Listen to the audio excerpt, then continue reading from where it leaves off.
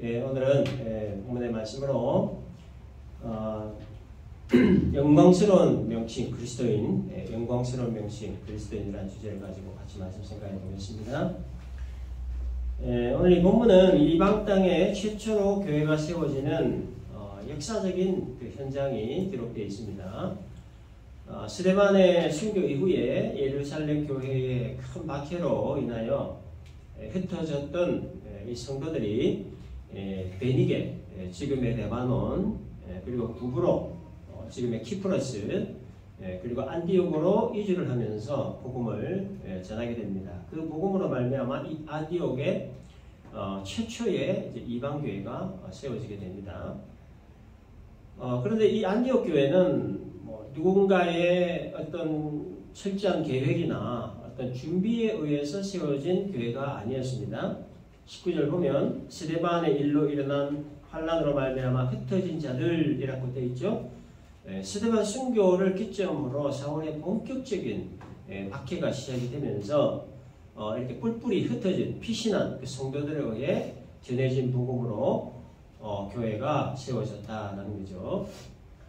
21절을 보면 주의 손이 그들과 함께 하심에 수많은 사람들이 믿고 주께 돌아왔다, 이런 기록이 있습니다. 수많은 사람들이 믿고 주께 돌아왔다. 이것은 안디옥 교회의 부흥을 말하는 거죠. 부흥. 부흥이라고 하는 단어를 생각할 때 우리는 흔히 사람들이 많이 모이는 것을 부흥이라 보편적으로 그렇게 생각을 합니다. 그래서 이 부흥이라고 하는 단어를 참 우리 마음을 참 많이 설레게 하는 그런 단어이고, 또 많은 기대를 하게 하는 단어고, 또 큰 소망을 갖게 하는 단어가 이 부흥이라고 하는 단어입니다. 그래서 이 부흥을 기대하지 않는 교회는 아무도 없을 겁니다. 많이 모이는 교회는 또 많이 모이는 교회대로 더 많이 모이기를 기대하고, 또 적게 모이는 교회는 또 적게 모이는 교회대로 많은 사람들이 교회에 오기를 기대하고 또 소망을 한다는 거죠. 그래서 10명 모이는 것보다 20명 모이는 게 좋고, 또 20명 모이는 것보다 50명 모이는 게 좋고, 또 50명보다는 또 100명, 1000명, 10,000명 이렇게 많이 모이는 게 훨씬 좋은 건 사실입니다. 그래서 예배를 인도하는 저나 또 예배를 함께 드리는 여러분들이나 지금 숫자보다 좀 더 많은 수의 사람이 함께 모여서 예배 드리면 참 좋겠다, 이런 생각들을 아마도 다 할 겁니다. 자, 그런데 이 부흥이라는 것을 생각할 때에 사람이 많이 모이는 것을 과연 부흥의 진정 의미라 할 수 있을까라는 거죠. 사람의 수가 적은 것보다 많은 것이 분명 좋은 것이 맞고, 또 사람이 많이 모이는 교회를 부흥한 교회다, 분명히 그렇게 말을 하지만, 그러나 이 사람이 많이 모이는 것은 부흥의 한 부분이지 전부는 아니라고 하는 겁니다. 그래서 사람이 많이 모이는 것만 가지고 부흥이라고 말하지는 않는다는 겁니다. 중요한 것은 많이 모이는데 어떤 사람이 많이 모이느냐, 이것으로 부흥을 가늠해 봐야 된다는 거예요. 그래서 부흥이라고 하는 개념에 있어서 중요한 것은 교회 구성원들이 예수 안에서 거듭나는가, 말씀과 성령으로 말미암아 철저한 회개의 역사가 일어났는가, 생각이 변하고 말이 변하고 행동이 변하고 삶이 변화되어져 가고 있는가, 이것으로 부흥을 가늠한다는 거예요. 10,000명, 10만 명 모여도 말씀과 성령으로 말미암아 변화의 역사가 일어나지 않는다면 그거는 그냥 사람이 많이 모인 것뿐이지 그걸 부흥이라고 하진 않는다는 거예요. 그러나 10명이 모여도 말씀과 성령으로 말미암은 변화의 역사가 있다면 그것을 바로 진정한 의미의 부흥이다라고 말하는 겁니다. 사울의 박해로 예루살렘에서 안디옥까지 피신한 성도들이 전한 복음으로 인해서 많은 사람들이 주께로 돌아온 역사, 주께로 돌아온 역사, 이게 진정한 의미의 부흥이라는 거죠. 그래서 주께로 돌아왔다라고 하는 것은 말씀과 성령으로 말미암은 회개의 역사가 일어난 것을 말합니다. 예수 믿기 이전의 삶을 청산하기로 결정한 것, 작정한 것을 말하는 것, 이게 바로 진정한 의미의 부흥이라고 하는 겁니다. 안디옥에서 많은 사람들이 예수를 믿기 시작했다는 소식들을 예루살렘 교회는 22절 보니까 바나바를 안디옥에 보냈다라고 하죠.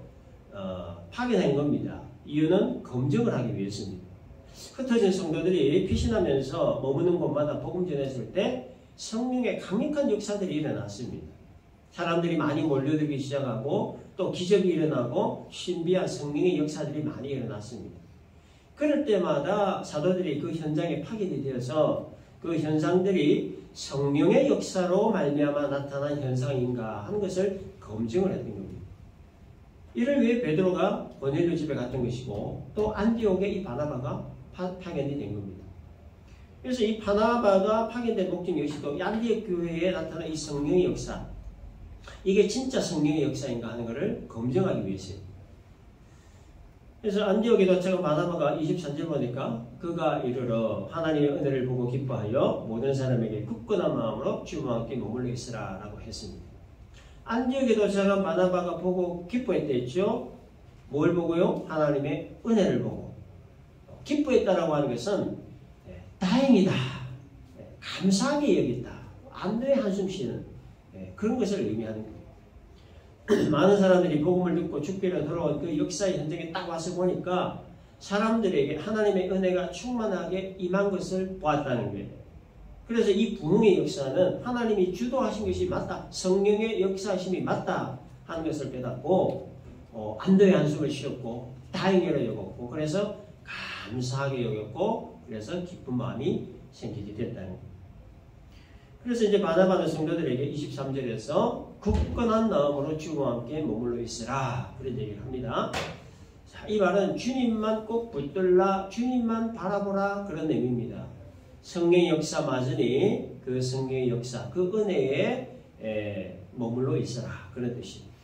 시험이 오고 환난이 와도 주님만 꼭 붙들고 주님만 바라보라 그런 얘기죠.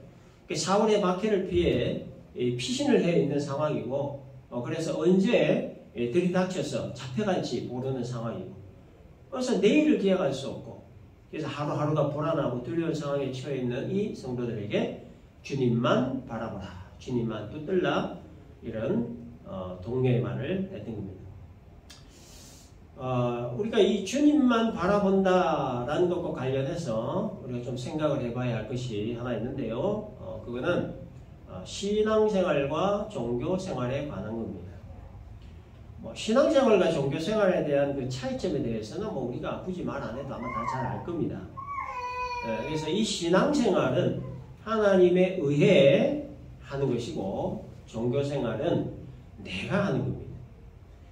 내가 하는 종교생활은 한계가 있죠. 그래서 환경이나 어떤 상황의 영향을 상당히 많이 받게 됩니다. 그래서 안 좋은 일이 이제 생기게 되면 안 좋은 그 일을 바라보게 되죠. 안 좋은 그 상황을 바라보게 되는 겁니다. 그리고 문제의 원인을 바라보고 그 문제를 일으킨 사람을 바라보고 그래서 결국 환경 탓, 상황 탓, 사람 탓, 더 나아가 하나님을 탓하는 게 종교생활의 결론입니다. 그러나 신앙생활은 내가 하는 게 아니죠. 하나님이 하게끔 하는 것이 신앙생활입니다. 하나님에 의해서 성령에 이끌려서 하는 것이 신앙생활이라요. 그래서 안 좋은 일이 발생했을 때 하나님부터 생각을 하고 하나님부터 찾게 되는 것. 이게 바로 신앙생활이라고 하는 겁니다. 이 문제를 주신 하나님의 뜻이 뭘까? 하나님이 의도하시는 것이 과연 뭘까? 이러한 것들을 생각을 하면서 하나님께 초점을 맞추고 하나님을 바라보게 되는 것. 이것이 바로 신앙생활이고 종교생활과 가장 큰 차이점이 바로 이거라는 거예요. 그래서 이 기초가 중요한 겁니다. 기초가 무엇으로 되어 있는가에 따라 신앙생활 혹은 종교생활로 아주 이렇게 명백하게 나눠지기 때문입니다. 기초가 하나님으로 되어 있으면 하나님 중심의 신앙생활을 하게 되는 것이고 기초가 내가 되어 있으면 나 중심의 종교생활을 하게 된다는 겁니다. 그래서 예수님께서 마태복음 10장에서 하신 말씀의 핵심이 바로 이겁니다. 말씀으로 하나님으로 신앙의 기초를 세우면 비가 내리고 창수가 나고 바람이 불어 그 집에 부딪혀도 무너지지 않는다는 거죠. 그러나 말씀으로 하나님으로 신앙의 기초를 세우지 않으면 비가 내리고 창수가 나고 바람이 불어 그 집에 부딪히면 다 무너진다. 하는 것을 말씀하셨던 거예요. 그러므로 신앙의 기초는 하나님이셔야 되고 하나님의 말씀이 되어야 된다는 겁니다. 그러니까 이것이 안 되어 있으면 결국 나 중심의 종교 생활을 하게 된다는 거예요. 그리고 나 중심의 종교 생활은 언젠가 반드시 넘어지게 되고 무너지게 된다라는 겁니다. 자, 그런데 이 신앙의 기초가 무엇으로 되어 있느냐 하는 것을 평소에는 잘 모릅니다. 본인도 모르고 다른 사람도 잘 모릅니다. 언제 알 수 있느냐? 어떤 시험이 찾아왔을 때, 어떤 문제가 찾아왔을 때 그 기초가 다 드러나는 거예요. 비가 내리고 창수가 나고 바람이 불 때 그 집의 기초가 무엇으로 되어 있는가 하는 것이 다 드러나듯이 시험이 왔을 때 신앙의 기초가 무엇으로 되어 있었는가 하는 것을 알 수 있다는 거예요. 그래서 이 시험에는 크게 두 종류가 있습니다. 하나님이 주시는 시험이 있고 또 마귀가 주는 시험이 있어요. 그래서 야고보 1장에 보면 이 시험에 관한 언급을 하고 있는데요. 야고보 1장 2절에 보면 내 형제들아 너희가 여러 가지 시험을 만나거든 온전히 기쁘게 여기라 이런 얘기가 있습니다. 그래서 여기에서 말하는 이 시험이라고 하는 단어는 trials로 되어 있습니다. 이거는 테스트 개념이에요. 그런데 13절을 보게 되면 사람이 시험을 받을 때 내가 하나님께 시험을 받는다 하지 말지니 하나님은 악에게 시험을 받지도 아니하시고 친히 아무도 시험하지 아니하신다 이런 말씀이 있습니다. 그래서 여기에서 언급된 시험은 tempt로 되어 있어요. 이거는 유혹의 개념이죠. 그래서 하나님으로부터는 테스트 개념의 trials가 있고 마귀로부터는 유혹의 개념의 temptation이 있다. 두 가지 종류의 시험이 있다는 겁니다. 근데 하나님이 주시는 시험의 그 목적과 마귀가 주는 시험의 목적은 다르다는 거죠. 그래서 하나님이 주시는 시험의 목적은 믿음의 연단을 위함이고 마귀가 주는 시험의 목적은 파멸을 위함이라는 겁니다. 하나님이 자기 백성들에게 시험 주시는 목적에 대해서 야고보 1장 3절과 4절에서 이렇게 말씀합니다. 너희 믿음의 시련이 인내를 만들어내는 줄 너희가 알미라. 인내를 온전히 이루라. 이는 너희로 온전하고 구비하여 조금도 부족함이 없게 하려 함이라. 시험을 통해서 인내를 배운다는 거지요. 또 그 인내를 통해서 온전한 신앙인이 된다는 거예요. 이렇게 하도록 하기 위해서 여러 가지 시험을 주신다는 거예요. 그래서 동안이 속에서 처음에는 무엇이 금인지 무엇이 불순물인지 무엇이 흙인지 모르지만 불을 떼어서 열을 가하면 모든 불순물들이 다 제외되고 정금만 남게 되는 거. 이게 테스트의 의미라는 거예요. 그래서 하나님은 자기 백성들로 하여금 이 정금 같은 믿음을 가지도록 하시기 위해서 때때로 믿음의 테스트를 하신다는 겁니다. 우리의 믿음이 있는지 없는지, 신앙의 기초가 무엇으로 되어 있는지 그걸 언제 증명할 수 있느냐. 뭐 잘되고 평안하고 형통하고 부유하고 전잘벌고 건강하고 자식 잘되고 다 잘될 때 뭐 하나님 앞에 감사하지 않은 사람 아무도 없을 거예요. 그러나 시험이 와봐야 그 믿음이 증명이 되는 겁니다. 그래서 이 시험의 과정을 통해 이 믿음의 연단을 받고 이 과정이 끝난 다음에 점검 같은 믿음이 드러나요. 한 단계 더 높은 믿음, 또 성숙한 모습으로 변화되는 것. 이게 시험의 목적이다라는 겁니다. 그런데 야고보 1장 2절에 보면 너희가 여러 가지 시험을 당하거든 이런 말이 있습니다. 그러니까 하나님이 자기 백성들에게 시험을 주시는데 여러 종류로 주신다는 거예요. 때로는 병으로, 때로는 어떤 사고로, 물질적 어려움으로, 때로는 어떤 가정 문제로, 자녀 문제로, 인간관계 어려움으로 등등 여러 가지 모습으로 다양하게 시험을 주신다는 겁니다. 그래서 이 시험이 왔을 때 이 신앙인들은 어떤 태도, 어떤 행동을 취해야 할 것인가. 야고보 사도가 세 가지로 말을 하고 있는데 첫째는 인내하라고 합니다. 야고보 1장 4절에서 인내를 온전히 이루라 그런 얘기합니다. 그래서 인내라고 하는 이 단어에는 그 안에 머무르다라고 하는 뜻이 있습니다. 고통 가운데 있든지 질병 가운데 있든지 말 못할 고민이나 갈등 가운데 있든지 상황이 이해가 되지 않고 이유를 알 수 없어도 그 아래 그냥 머물러 있는 거 이게 인내의 의미라는 거예요. 그러니까 온전히 이루라는 거죠. 머물러 있지 못하고 튀어나가는 거 그거는 온전히 이루는 게 아니라는 거예요. 그래서 너무 쉽게 너무 빨리 단정 짓지 말고 스스로 결론 내려서는 안 된다는 얘기입니다. 그리고 사람 찾아다니면서 이런저런 이야기 해봐야 조금만 어떤 공감만 해줄 뿐이지 근본적인 해결책이 되지 않는다는 거예요. 그래서 하나님 앞에서 잠잠히 기다리는 인내가 필요하다는 겁니다. 두 번째는 지혜를 구하라는 겁니다. 야고보 1장 5절을 보면 너희 중에 누구든지 지혜가 부족하거든 모든 사람에게 후히 주시고 꾸짖지 아니하시는 하나님께 구하라 그리하면 주시리라 이런 말씀했습니다. 시험이 찾아왔을 때 어찌할지 몰라 갈팡질팡할 때 하나님께 기도하면 답을 찾을 수 있는 지혜를 주신다는 겁니다. 사람들에게 이것저것 조언을 구하고 뭐 자문을 구해봐야 나오는 건 다 거기서 거기라는 거예요. 뭐 바가지 많은 이 사람 머리에서 뭐 나올 게 뭐가 있겠습니까? 다 거기서 거기죠. 그래서 하나님께로부터 지혜를 구해야 된다. 세 번째는 자신의 신분을 알아야 된다는 거예요. 야고보 1장 9절 10절을 보면 낮은 형제는 자기의 높음을 자랑하고 부한 자는 자기의 낮아짐을 자랑하라 이런 얘기가 있습니다. 낮은 형제나 부한 자는 세상 신분을 상징적으로 표현한 말입니다.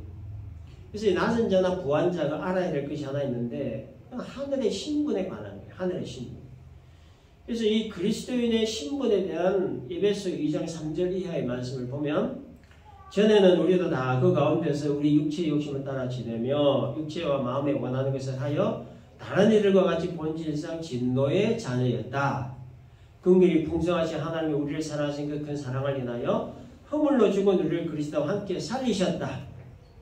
또 함께 일으키사 그리스도 예수 안에서 함께 하늘에 앉히셨다. 이렇게 기록하고 있습니다. 우리의 원래 그 신분은 뭐였냐면 진노의 자녀였다는 거죠.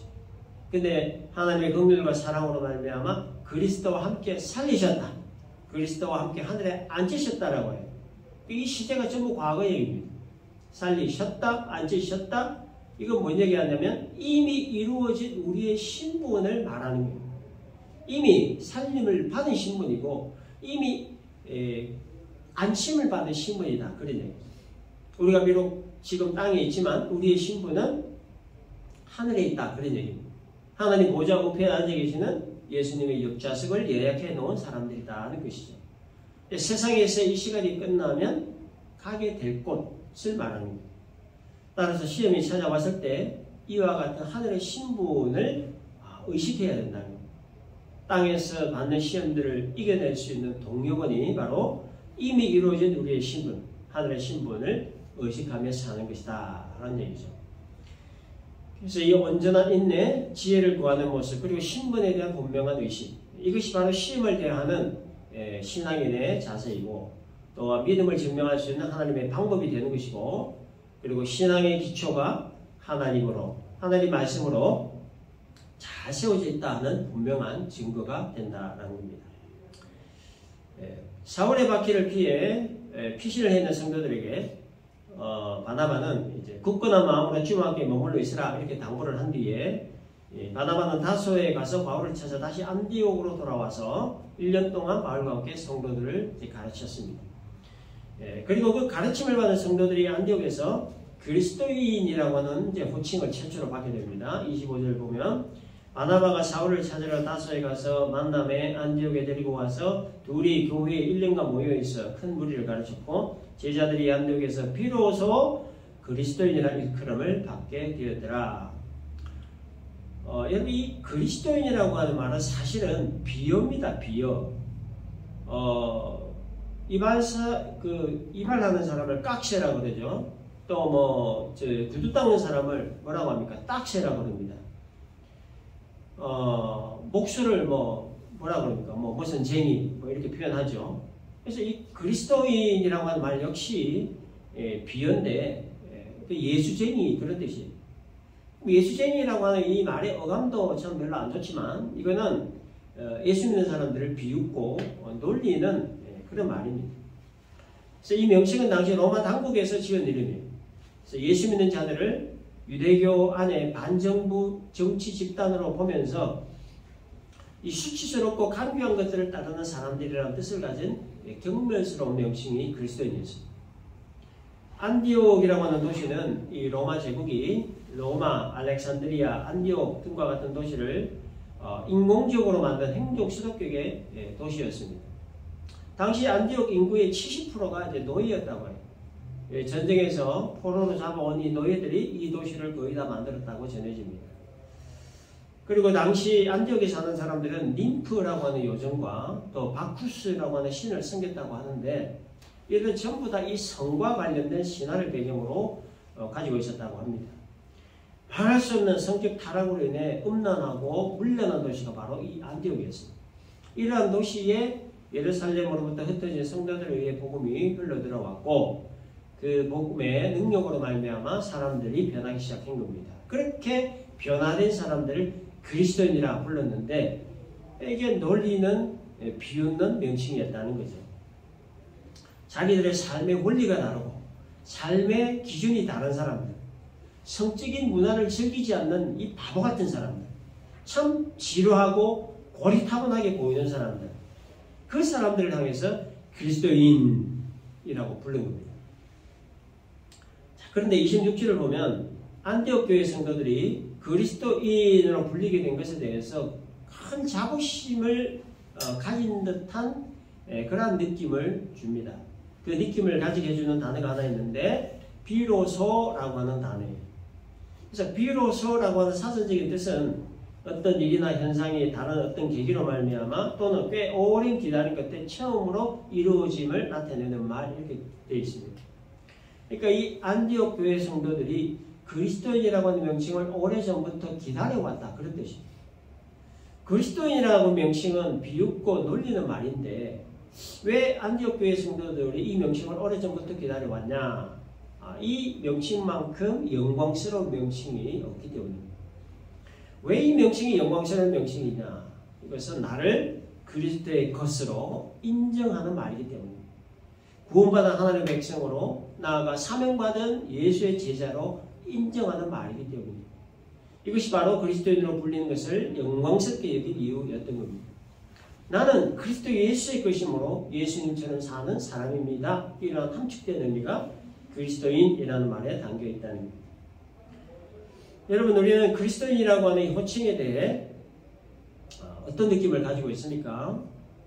교회 다니는 사람은 교인이고 예수님처럼 사는 사람을 그리스도인이라고 합니다.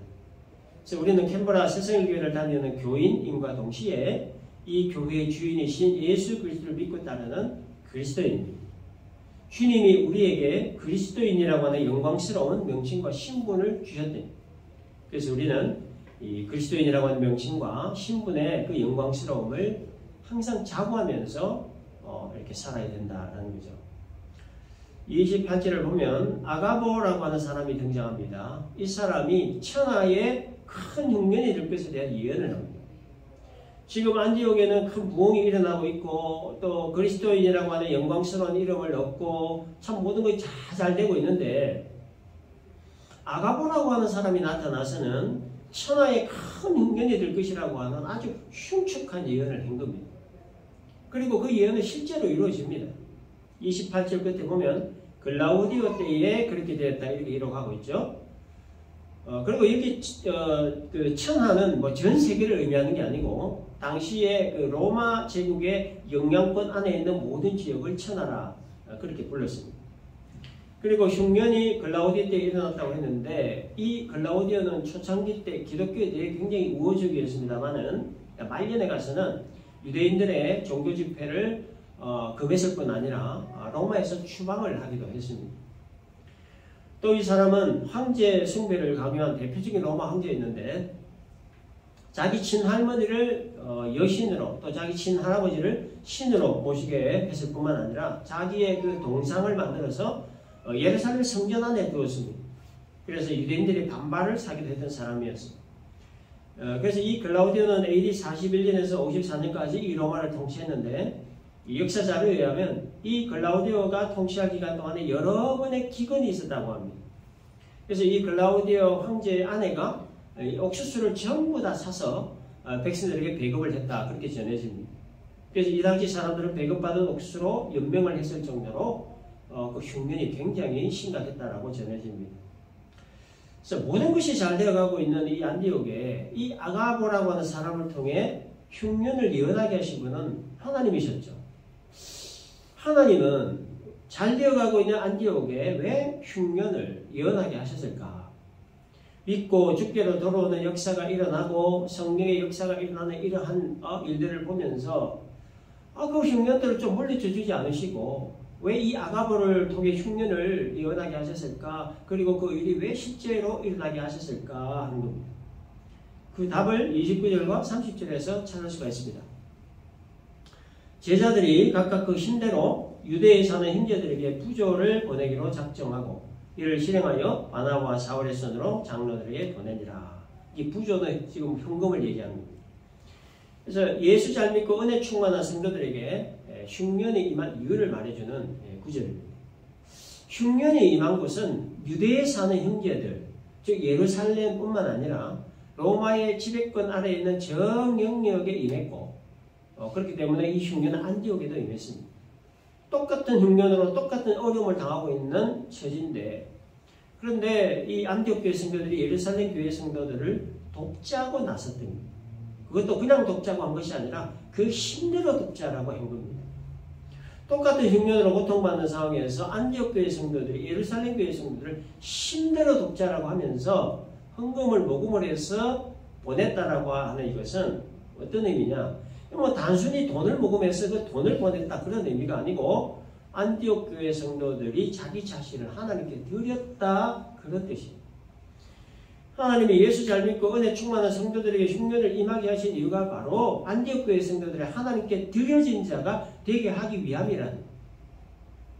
하나님께 드려진 자라고 하는 의미는 사명자를 말하는 거죠. 하나님 나라를 위해 하나님께 드려지고 바쳐진 사명자로 쓰시기 위해 흉년이라고 하는 같은 상황에서도 힘대로 돕자 마음을 가지도록 했다는 거예요. 같은 흉년으로 인해 안디옥 교회 성도들 역시 살기가 얼마나 어렵겠습니까? 똑같은 현상이, 똑같은 처지입니다.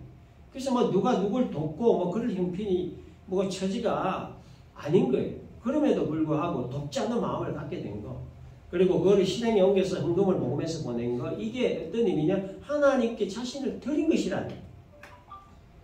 고린도후서 8장 1절 2절을 보면 바울이 마게도냐 교회가 헌금한 예를 들면서 칭찬과 아울러 헌금의 그 진정한 의미가 무엇인가에 대해서 아주 중요한 말을 했습니다. 형제들아 하나님께서 마게도냐 교회들에게 주신 은혜를 우리가 너희에게 알리노니 환난의 많은 시련 가운데서 그들의 넘치는 기쁨과 극심한 가난이 그들의 풍성한 연보를 넘치도록 하게 하였다. 이런 기록이 있습니다. 당시 마게도냐 교회는 환난의 많은 시련 가운데 있는 성도들 극심한 가난 중에 있는 성도들로 구성된 교회가 마게도냐 교회였습니다.